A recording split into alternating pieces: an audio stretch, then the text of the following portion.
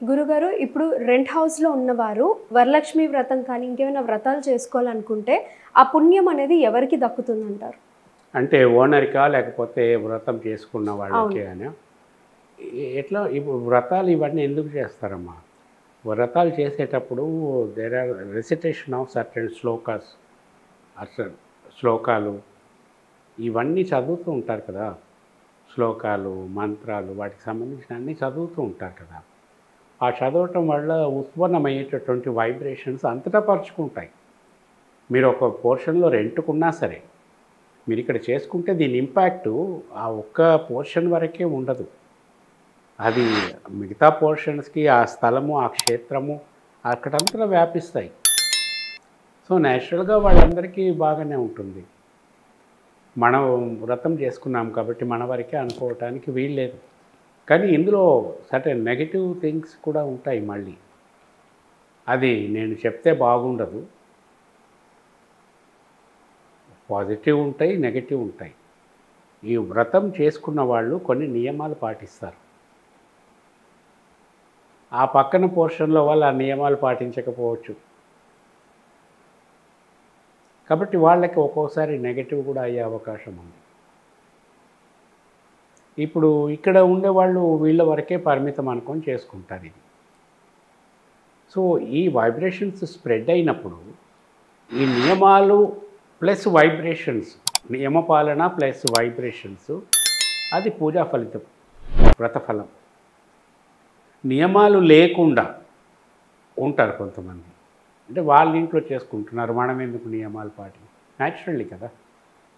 So, ఇటువంటప్పుడు అక్కడ ఉండే కొన్ని పరిస్థితులను బట్టి ఈ ఈ వ్రతం యొక్క పాజిటివ్ వైబ్రేషన్స్ పక్కింటి వాళ్ళ మీద ఏ విధమైన ప్రభావాన్ని చూపెడతాయని కొన్ని నియమాల మీద ఆధారపడి ఉంటుంది. వీళ్ళు ఏ నియమాలు పాటించకపోయినప్పటికీ వీళ్ళ మీద ఎఫెక్ట్ ఉంటుంది. అది పాజిటివ్, చాలాసార్లు పాజిటివ్‌గా ఉంటుంది. కొన్ని సందర్భాలలో నెగెటివ్ కూడా కావచ్చు. సో, అటువంటప్పుడు కొంచెం జాగ్రత్తగా ఉంటాయి. మన పక్క వాళ్ళు చేసుకుంటున్నారు మనకెందుకు అని కాకుండా వీళ్ళు కొంచెం సమయం పాటించి వీళ్ళు వ్రతం చేసుకోకపోయినా సరే కొంచెం నియమం పాలించినట్టయితే వీళ్ళకి మంచి ఫలితాలు ఉంటాయి. ఇప్పుడు ఉదాహరణకి నేను చెప్తాను. అంటే ఇట్లా చెప్పటంలో ఒక అంబిగ్యూటీ ఉంది. ఒక కన్‌ఫ్యూజన్ స్టేట్ ఉంది. ఎందుకు వాళ్ళకి బాగుండదు? చెప్పటం బాగుండదంటారేంటినా? ఉదాహరణకి నేను ఒక్క విషయం చెప్తా. ఇప్పుడు మీరు ఒక పోర్షన్‌లో సత్యనారాయణ వ్రతం చేసుకుంటున్నారు. సత్యనారాయణ వ్రతము చేసుకునేటప్పుడు అందుకున్న నియమాలేంటి? ఫస్ట్ థింగ్ వాళ్ళు టోటల్‌గా ఆ రోజు వెజిటేరియన్ అయి ఉండాలి. ఒక పొద్దు ఉన్నా, ఉండకపోయినా పర్వాలేదు. నియమాలు పాటించాలి. మాంసం తినకూడదు. ఇవన్నీ కొన్ని ఉంటాయి. ఈ పక్క పోర్షన్‌లో ఉన్నారు. వీళ్ళు పక్కింట్లో అయితుంది మనకేంటి సంబంధం అని వీళ్ళు ఒక నాన్ వెజిటేరియన్ ఇదంతా వండుకొని తిన్నారు. నియమం ప్రకారం లేరనుకోండి. చేయకూడని కొన్ని పనులు చేశారనుకోండి. అప్పుడు వీళ్ళ మీద చెడు ప్రభావం వచ్చే అవకాశం ఉంది. 100% కాదు, అవకాశం ఉంది.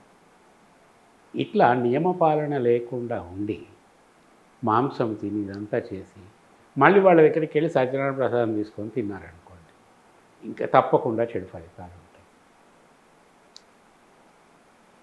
చాలామంది ఫంక్షన్స్లో చూశాను నేను. పొద్దున సత్యనారాయణ వ్రతం చేసుకొని రాత్రికి మద్యము, మాంసము పార్టీలు పెట్టేస్తారు. చాలా చెడు ఫలితాలు ఇస్తాయి.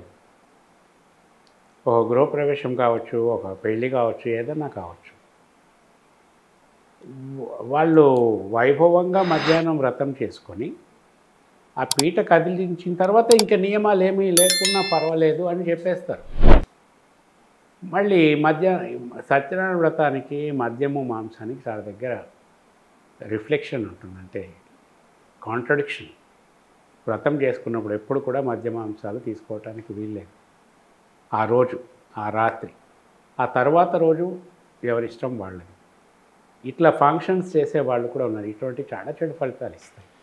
అందుకని మన ఇంటి పక్కన వాళ్ళు చేసుకున్నా సరే, మనకు సంబంధం లేకపోయినా సరే కొంచెం నియమంగా ఉంటే సరిపోతుంది.